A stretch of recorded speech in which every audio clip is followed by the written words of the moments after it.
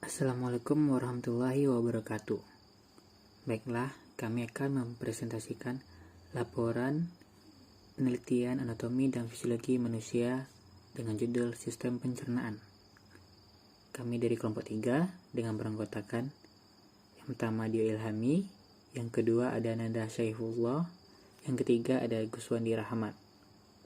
Dengan tanggal percobaan yaitu pada tanggal Senin 5 Juni tahun 2021 dan tanggal pengumpulan Kamis 9 Juni 2021 dengan asisten atau dosen pengampu yaitu Apoteker Ayu Rahmawati M.Pharm. Laboratorium Anatomi dan Fisiologi Manusia, Program Studi Farmasi Fakultas MIPA dan Kesehatan Universitas Muhammadiyah Riau 2021. Percobaan 5. Sistem Pencernaan. Abstrak. Pengembangan buku pedoman praktis sistem pencernaan manusia dengan model argumen driven inquiry atau ADI.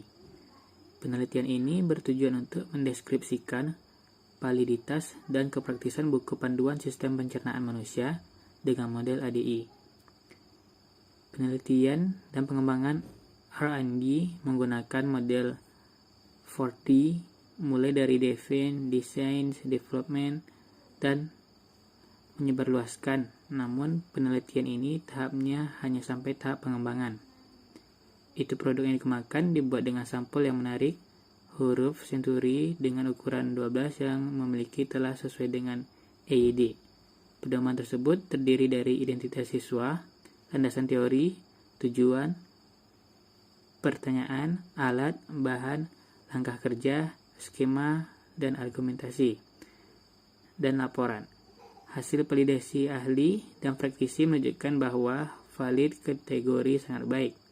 Hasil uji keterbacaan peserta didik diperoleh kategori sangat baik. Hasil uji pelaksanaan semua prosedur praktikum adalah praktis. Dengan kriteria hampir semua kegiatan dilakukan dengan demikian. Dapat disimpulkan bahwa produk yang dikembangkan valid dan praktis. Selanjutnya ada pendahuluan. Sistem pencernaan manusia adalah sistem yang berfungsi untuk melakukan proses makanan sehingga dapat diserap dan digunakan oleh sel-sel tubuh secara fisika maupun kimia. Karbohidrat, protein, dan lemak juga harus melalui proses pencernaan terlebih dahulu sebelum diserap oleh tubuh. Selain itu, juga vitamin, air, dan mineral juga langsung dapat diserap oleh tubuh. Sistem pencernaan pada manusia terdapat dua, yaitu pencernaan kimiawi dan pencernaan mekanik. Alat-alat pencernaan pada manusia adalah organ-organ tubuh yang berfungsi mencerna makanan yang kita makan. Alat pencernaan makanan juga dapat dibedakan atas saluran pencernaan dan kelenjar pencernaan. Sistem pencernaan pada manusia juga meliputi organ-organ yang terletak di luar, yaitu pankreas, hati, dan kandung lambung. Sistem pencernaan pada manusia terdiri dari rongga mulut, esofagus, lambung, usus besar, usus halus, dan anus. Sistem pencernaan salah satu sistem terpenting tubuh di mana tubuh kita dapat tumbuh dan berkembang, juga dipengaruhi proses kerja organ-organ sistem pencernaan. Maka dari itulah laporan praktikum ini dapat membantu kita mengerti dalam mempelajari sistem pencernaan lebih lanjut. Sistem pencernaan, mulai dari mulut sampai anus, berfungsi sebagai berikut. Yang pertama, menerima makanan, memecah makanan menjadi zat-zat gizi, suatu proses yang disebut pencernaan, lalu menyerap zat-zat gizi ke dalam aliran darah, dan membuang bagian makanan yang tidak dapat dicerna dari tubuh. Dengan mempelajari sistem pencernaan, kita dapat memahami keterkaitan yang terjadi pada sistem pencernaan makanan sehingga dapat mengetahui sistem pencernaan pada manusia. Selain itu, kita juga diharapkan dapat berusaha menjaga kesehatan pada organ pencernaan serta dapat mencegah gangguan atau penyakit yang mungkin timbul pada organ. Yang pertama ada tujuan. Tujuannya yang pertama yaitu menentukan proses pencernaan kimiawi di mulut. Yang kedua, menentukan proses pencernaan kimiawi di lambung enzim pepsin. Yang ketiga, menentukan kondisi optimum yang diperlukan bagi aktivitas kerja enzim. Yang keempat, menentukan proses pencernaan kimiawi di usus halus. Yang kelima, menentukan proses absorpsi glukosa di usus halus. Selanjutnya, yang kedua ada landasan teori.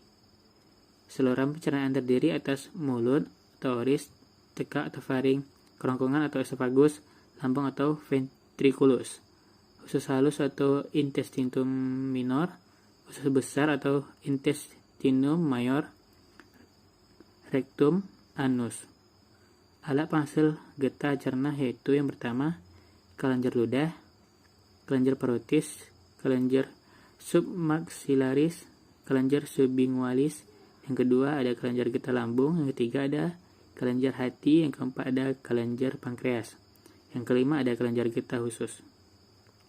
Selama dalam pankreas, pencernaan makanan dihancurkan menjadi zat-zat yang sederhana yang hanya diserap dan digunakan oleh sel jaringan tubuh. Mulut adalah rongga lonjong pada permulaan. Saluran pencernaan terdiri atas dua bagian luar yang sempit atau vestibula, yaitu ruang di antara gusi serta gigi dengan bibir, dan pipi, dan bagian dalam, yaitu rongga mulut yang dibatasi sisi-sisinya, tulang maksilaris dan semua gigi dan sebelah belakang bersambung dengan awal faring. Di dalam mulut terdapat enzim, yaitu zat kimia yang menimbulkan perubahan susunan kimia terhadap zat lain. Enzim terdapat di rongga mulut, yaitu enzim pitalin atau amilase ludah, yang bekerja mengubah gula menjadi tepung. Di dalam mulut, terdapat gigi yang mempunyai fungsi untuk mengunyah makanan. Faring atau tekak terletak di belakang hidung, mulut, dan laring atau tenggorokan. Faring berupa saluran berbentuk kerucut, terbuat dari membran berotot atau muskular membranosa, dengan bagian terlebar di sebelah atas dan berjalan dari dasar tenggorokan sampai ketinggian vertebra cervical ke-6, yaitu ketinggian tulang rawan cricoid. Tempat faring bersambung dengan esofagus. Faring terbagi menjadi tiga, yaitu nasofaring, faring oralis, dan faring laryngeal terletak di belakang laring. Sistem pencernaan juga disebut perut, saluran alimentari atau jalur gastrointestinal. Sistem pencernaan terentang dari bagian bawah kepala menelusuri seluruh badan. Pada dasarnya, sistem ini melakukan 5 tugas terpisah yang berurusan dengan pemrosesan dan penyebaran nutrisi. Pertama, ia mengatur asupan atau pengambilan makanan. Kedua, ia mengirim makanan ke organ-organ untuk penyimpanan sementara. Ketiga, ia mengendalikan mekanisme pemecahan makanan dan pencernaan kimianya. Keempat, ia bertanggung jawab untuk penyerapan molekul nutrisi. Kelima, ia memberikan penyimpanan sementara dan penghancuran produk limbah. Saluran pencernaan terdiri dari mulut, tenggorokan, kerongkongan, lambung, usus halus, usus besar, rektum, dan anus. Sistem pencernaan juga meliputi organ-organ yang terletak di luar saluran pencernaan, yaitu pankreas, hati, dan kandung empedu. Pada dasarnya, sistem pencernaan makanan dalam tubuh manusia terjadi di sepanjang saluran pencernaan dan dibagi menjadi 3 bagian, yaitu proses penghancuran makanan yang terjadi dalam mulut hingga lambung. Selanjutnya adalah proses penyerapan sari-sari makanan yang terjadi di dalam usus. Lalu ada metodologi penelitian. Waktu dan tempat praktikum anatomi tentang sistem pencernaan dilaksanakan pada tanggal 6 Juni tahun 2021 pukul 14.00 waktu Indonesia bagian Barat sampai dengan selesai, bertempat di Laboratorium Farmasi Universitas Muhammadiyah Riau.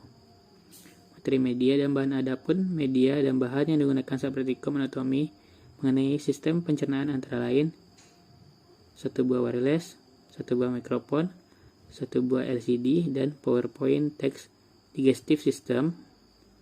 Metode-metode pembelajaran yang digunakan yaitu ceramah dan tanya. Selanjutnya yang ketiga yaitu prosedur percobaan. A. Anatomi sistem pencernaan. Dilengkapi model anatomi organ sistem pencernaan. B. Pemeriksaan komponen saliva. Yang pertama, uji mikroskopik. Diwarnai 1 tetes saliva dengan metilen biru dan tempatkan di atas objek gelas, kemudian tutuplah dengan cover gelas. Lalu diamati di bawah mikroskop adanya sel epitel, butir-butir lemak, leukosit, dan bakteri. Yang kedua, ada pengamatan pH normal saliva. Ditentukan pH saliva dengan menggunakan kertas pH indikator. Yang ketiga, membuktikan adanya musin.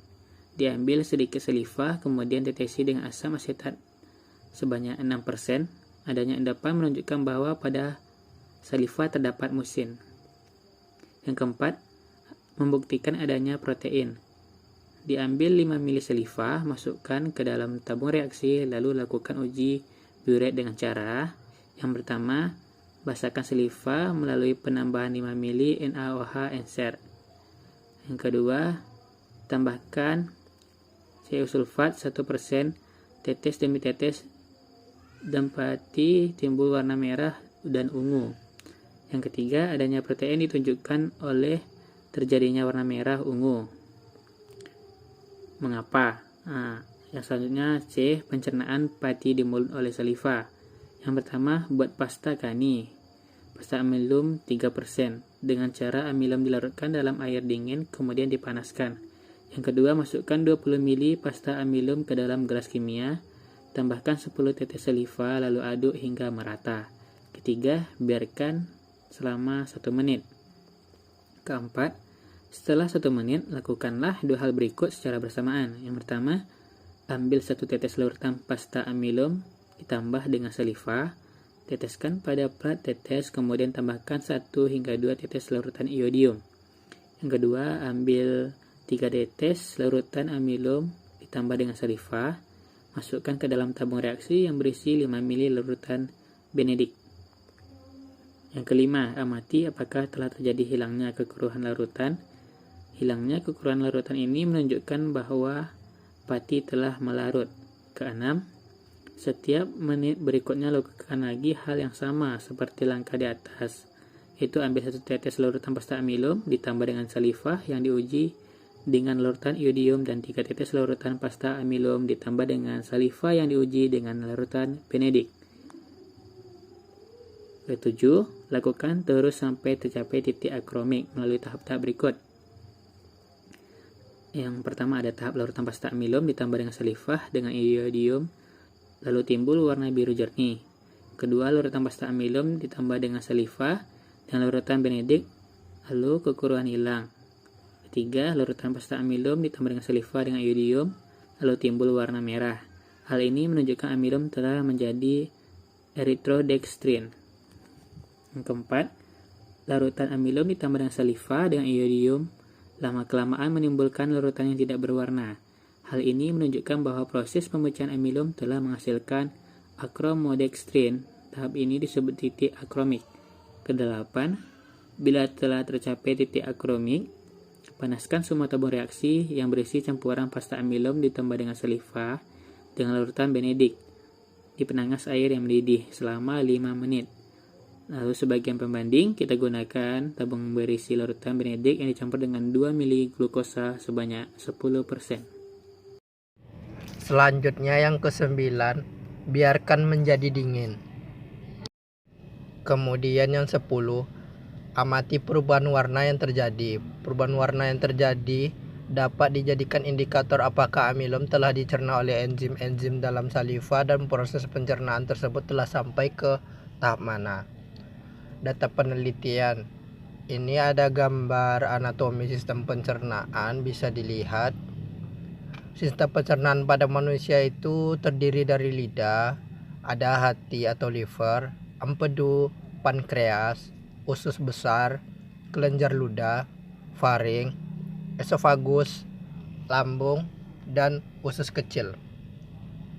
Kemudian anatomi lambung itu ada esofagus, ada kardia, longitudinal muscle layer, circular muscle layer, laser curvature, pyloric sphincter, duodenum, pyloric canal pyrrhus pyloric, antrum, fundus, left gastropyolic, body, obliquomuscular layer of lying, mucosa, rugae, greater curvature, dan kemudian anatomi usus halus ada duodenum, jejunum, dan ileum. Kemudian yang selanjutnya ada anatomi usus besar, yaitu ada kolon datar, kolon naik, kolon turun, rektum, kolom anal, pekinet, sphincter anal eksternal, sphincter anal internal, dan anus. Pemeriksaan komponen saliva itu dilakukan uji mikroskopik. Hasil pengamatan peripheral saliva melalui mikroskop adalah sebagai berikut. Bisa kita lihat, itu ada butir lemaknya, ada leukosit atau disebut dengan sel darah putih, dan ada sel epitel. Pada percobaan sistem pencernaan ini kami melakukan uji mikroskopik pada saliva, di mana uji mikroskopik ini dilakukan dengan menggunakan mikroskop yang derajat pembesarannya disesuaikan dengan keperluan. Untuk memeriksa komponen saliva dengan uji mikroskopik dilakukan dengan cara meneteskan metilen biru pada saliva, dan hasil yang terlihat adalah sel-sel epitel, leukosit, dan butir-butir lemak. Kemudian yang selanjutnya pengamatan pH, mucin, dan protein. Uji pH saliva itu pH-nya 7, uji mucin terbentuk endapan, dan uji protein terbentuk warna merah keunguan. Uji pH saliva menghasilkan pH 7, pH-nya normal. Derajat keasaman atau basa disebut pH saliva dalam keadaan normal berkisar antara 6 sampai 7, sedangkan derajat keasaman saliva dikatakan rendah apabila berkisaran antara 5,2 sampai 5,5. Mucin sebagian besar dihasilkan oleh kelenjar parotis yang merupakan hasil dari sekresi mukus dan berfungsi untuk membasahi makanan dan sebagai pelumas yang memudahkan untuk menelan makanan. Mucin merupakan kompleks dari karbohidrat atau protein dan sering disebut glikoprotein. Selain itu, mucin pada saliva bersifat melicinkan, melubrikasi, dan mencegah jaringan mulut menempel satu sama lain sehingga mereka dapat bekerja secara maksimal. Kemudian, uji biuret digunakan untuk mengetahui adanya ikatan peptida pada sampel protein. Uji biuret ini dilakukan dengan tujuan untuk menentukan adanya senyawa-senyawa yang mengandung gugus amida asam. Reaksi biuret merupakan uji yang dilakukan untuk mengetahui ikatan peptida. Reaksi ini positif, berwarna ungu, untuk zat yang mengandung 2 atau lebih ikatan peptida. Pada uji protein terdapat warna merah keunguan. Ini menandakan bahwa saliva mengandung protein. Reaksi positif ditandai dengan terbentuknya warna ungu karena terbentuk senyawa kompleks antara Cu2+ dan N dari molekul ikatan peptida. Banyaknya asam amino yang terikat pada ikatan peptida mempengaruhi warna reaksi ini. Kemudian yang selanjutnya yang B, pencernaan pati di mulut oleh saliva. Ini ada sebuah tabel. Waktu setelah pencampuran saliva itu tuh dihitung menit, itu ada 1 menit, 2 menit, 3, 4, 5, 6, 7, 8, 9, 10. Kemudian ini ada warnanya, ada uji iodiumnya, dan ada uji benediknya. Dan kemudian ini hasil pengamatan yang sudah diambil. Kemudian prinsip reaksi iod, yaitu molekul amilosa dalam pati membentuk rantai helix spiral panjang dengan ruang di tengahnya melalui yang dapat menyebabkan iodium berwarna biru tua. Pada percobaan ini menunjukkan hasil warna yang cenderung ke warna ungu. Kemungkinan kadar enzim amilasenya banyak atau bekerja sangat cepat sehingga amilum telah terpecah menjadi molekul sederhana. Pada uji iodium ini harus memerlukan waktu dan alat yang cukup banyak untuk mengubah menjadi tidak berwarna. Biasanya hal ini banyak faktor yang mempengaruhi selain waktu dan alat cukup banyak, contohnya dengan mempengaruhi suhu, pH, dan konsentrasi. Fungsi dari uji benedik ini adalah untuk mengetahui adanya gula pereduksi dalam saliva. Pada uji benedik menghasilkan larutan berwarna biru yang berarti saliva tidak mengandung gula pereduksi.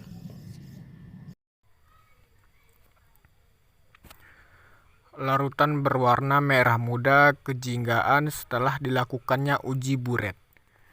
Pada percobaan pencernaan di lambung secara in vitro ini membandingkan dengan pencernaan di lambung.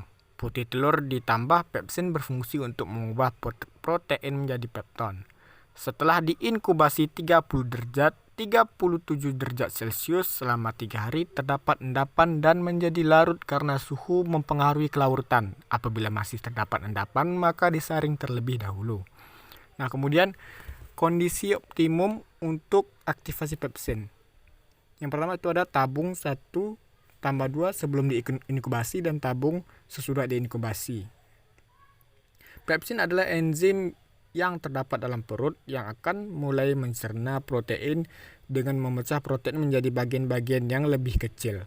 Enzim ini termasuk protase, pepsin disekresi dalam bentuk inaktif, pepsinogen yang akan diaktifkan oleh asam lambung.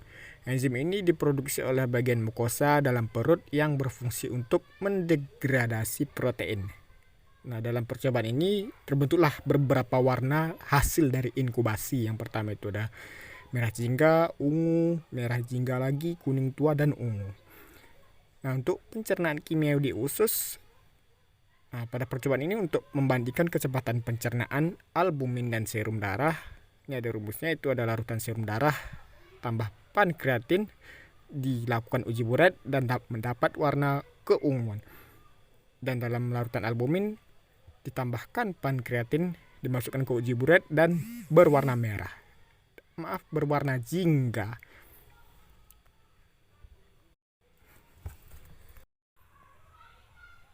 Nah, berikut ada beberapa contoh sampel pengujian. Ada yang berlangsung selama 15 menit, 30 menit, 45 menit, 60 menit, dan 75 menit.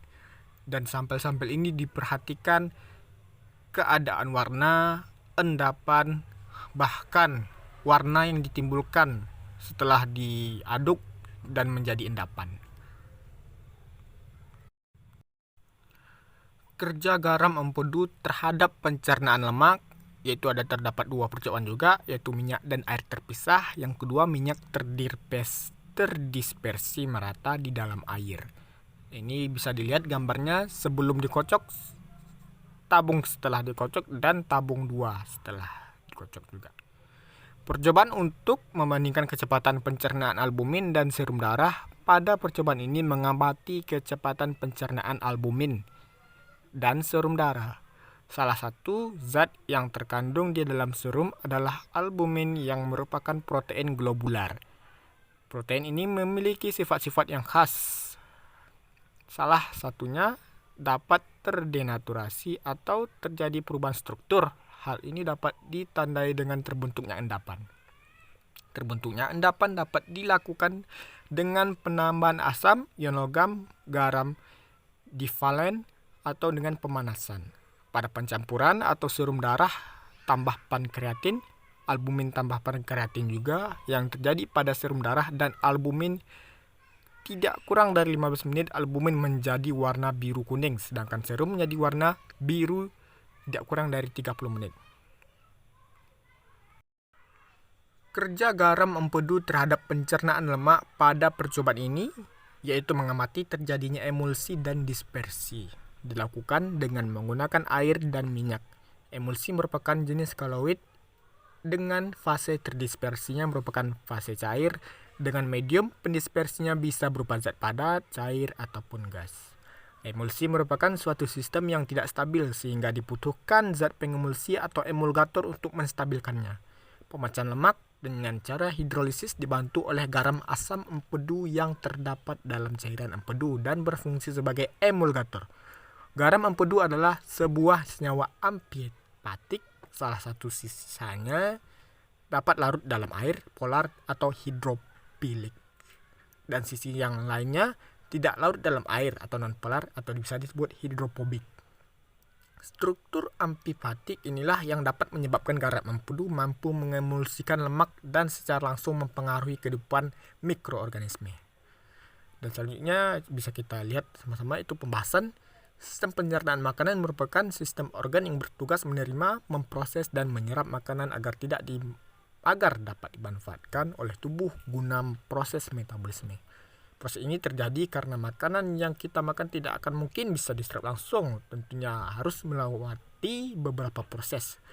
Proses pencernaan makanan pada manusia berlangsung secara 2 tahap, itu kimiawi dan mekanik. Saliva atau ludah dihasilkan di dalam rongga mulut. Lidah ini mengandung enzim amilase yang mengubah amilum menjadi glukosa.